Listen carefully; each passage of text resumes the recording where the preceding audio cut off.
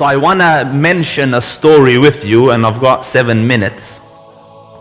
I want to mention a story with you of a person who lived on the obedience of Allah and His Prophet, and I want to highlight his utterance at the point of death.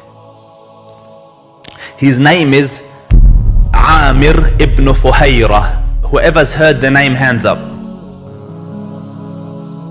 MashaAllah. And I will assume you've heard it, Sheikh, and you're shy. So we've got 3 people in the audience. Amir ibn Fuhayra was the freed slave of Abu Bakr as-Siddiq. So beginnings are very simple. Slave, but he's been freed. Islam came and emancipated him. But he was loyal, so he stood in the service of Deen and to serve and help Abu Bakr radiallahu anhu. In the day of Hijrah, guys, please live this with me. Hijrah of the Prophet, the pretext of it was that tribes of the Quraysh, all of them decided to come and attack the Prophet at one go and kill the Rasul. So every tribe in Makkah have decided to kill the Prophet. Jibreel came, Ya Rasul, migrate. So the Prophet sallallahu alaihi wasallam chose to leave Makkah and come to Medina. You would imagine that when a whole society wants to kill someone, it's a scary time to be alive.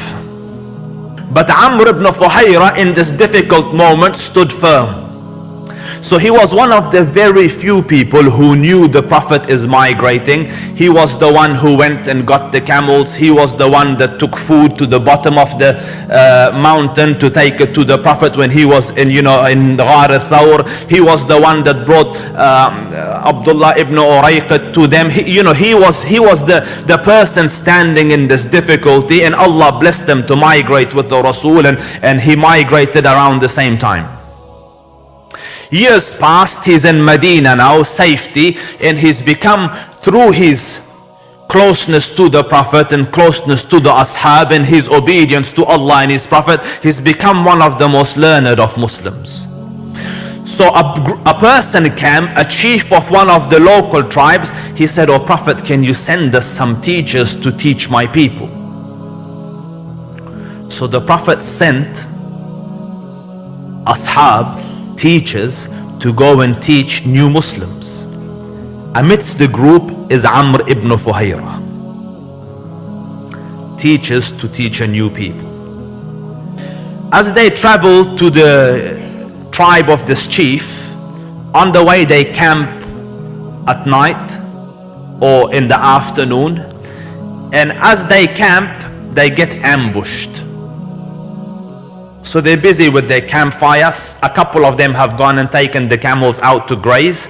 The rest of them are sitting, getting ready, and ambush comes and they kill them, merciless. Every one of them slaughtered, stabbed, slaughtered, you know what I mean, killed. So the 2 or the 3 that had gone to graze the animals, they came back and they saw massacre. So as you can imagine, emotions override. He screams, he jumps in to try to avenge his friends, and they don't want to hurt him. They've tied him up. They capture him. So he says, "Let me go and I'll show you what I'll do." So what will you do? "I'll fight again." So they release him, he fights again, they tie him up again.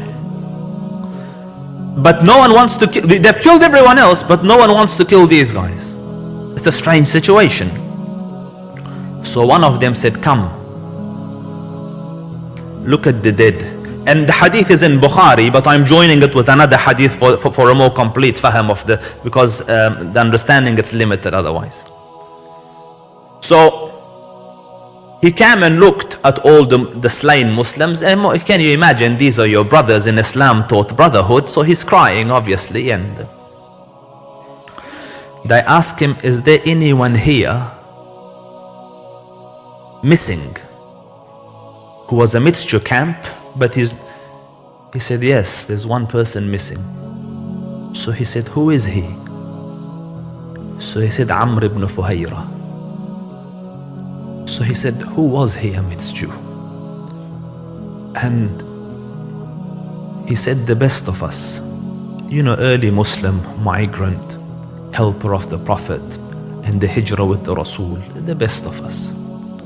So he said, come. And he took him to a man who was dazed, you know, just looking out blank.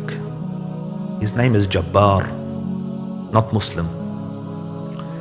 He says, this is Jabbar. Jabbar, tell him what happened. So Jabbar said, I came from behind him, behind Amir ibn Fuhayra, and I got my spear and I dug it in his back, and the blade came out of his front. The normal reaction you would anticipate is, you know, a scream, agony. So he went, and he looked, and he saw blade has come out, and he put his hand under it in blood, and then he smiles, and he says, فُزْتُ وَرَبُّ الْكَعْبَةِ, I succeeded by the Lord of the Kaaba.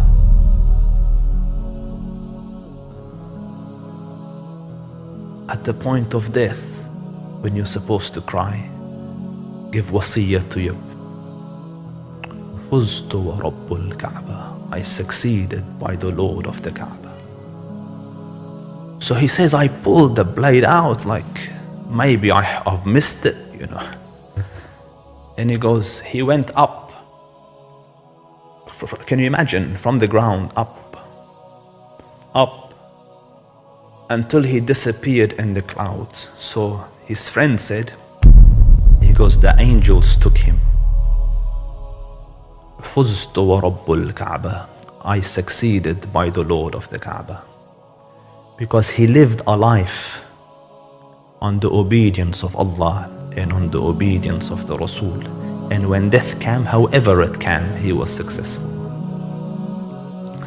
And the greatest success, my dear brothers, as described by Allah and His Prophet, فَمَنْ زُحْزِحَ عَنِ النَّارِ وَأُدْخِلَ الْجَنَّةَ فَقَدْ فَازَ, the one who traverses over Jahannam and enters Jannah, indeed he is successful.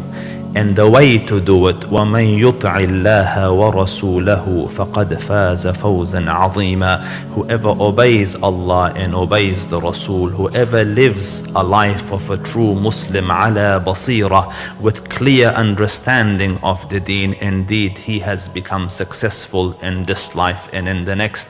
May Allah Rabbul Izzah grant me and you success in this life and in the next.